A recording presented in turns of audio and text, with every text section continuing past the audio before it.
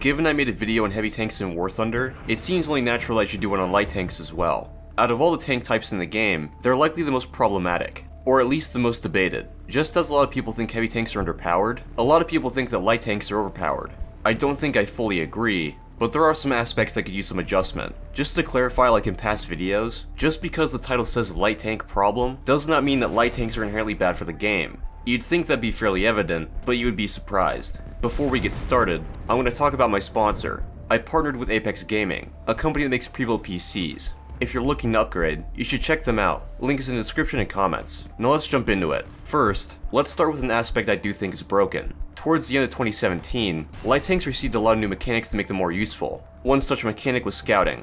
By looking towards the enemy tank and pressing a keybind, that tank is marked for around 30 seconds or so. It helps to reflect the light tank's role of reconnaissance, and is incredibly useful. It's a powerful mechanic in the right hands, but I don't think it's overpowered in of itself. The issue is that in realistic battles, scouting reduces the spawn point cost of aircraft. It's to the point that you can just sit behind a hill, keep scouting tanks, and with that alone you can spawn in a fully loaded attacker. It takes very little effort. All it takes is scouting around 4 tanks, which is trivial. Combine this with light tanks rushing caps, and it makes the most annoying part of ground RB even worse. In my opinion, close air support is too easy to spawn as it is. I think scouting is powerful enough without the spawn point reduction mechanic, but I doubt Gaijin would remove it. They want people to research the airstrike modification, so I think nerfing the reduction will be better. Let's address the concept that no armor is the best armor. This comes from the relatively early days of War Thunder. When shooting a light tank, it would sometimes result in little to no damage. Since the armor is so thin, it doesn't fuse APHE, and it produces very little spall. To remedy this issue, Gaijin introduced the hull break mechanic.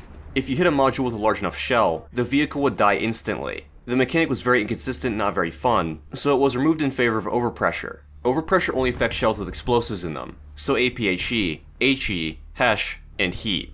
AP, APDS, and APFSDS are not affected. Does that mean that light vehicles can take kinetic damage again? Not really. In recent years, damage models have been refined quite a bit. Speaking from personal experience, I have no trouble killing light tanks. They usually don't have a lot of crew, and now they produce a bit more spall when penetrated.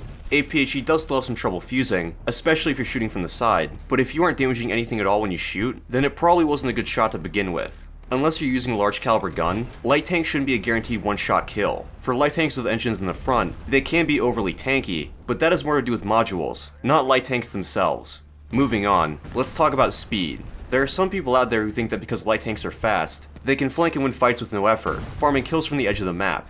This ignores a couple of points. 1. Not every map is conducive to flanking. With how some maps are designed, head-to-head confrontations are basically inevitable. Likewise, some maps are really good for flanking. It's pretty much a dice roll. Basically, it is an effective tactic, but not one that works all the time. 2. That's what most light tanks were designed for. It'd be like complaining that heavy tanks are capable of bouncing shots sometimes.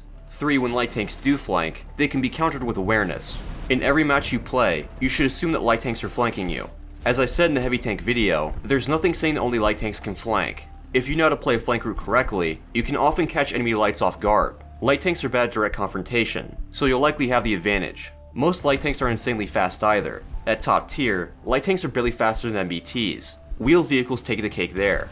Moving on to the final point, penetration and damage. There's something I see heavy tank mains say sometimes, and that's that the guns on light tanks are too powerful. To give them the benefit of the doubt, I assume they mean frontally, not being shot from the side. In a lot of cases, light tanks do have high penetration guns. This is to make up for their lack of armor, filling the role of glass cannons. I don't think this is unfair, since they still have to aim for weak spots in most cases, and typically don't do a ton of damage. Skilled light tank users can one-shot, since they know where to aim, but players should be rewarded for skill. To boil it down, light tanks do have some issues, but by and large, I don't think they're overpowered. There are definitely some under-tiered light tanks, but those should be addressed case by case, just like with every other vehicle type. Anyway, I hope you guys enjoyed the video, and I'll see you on the next one.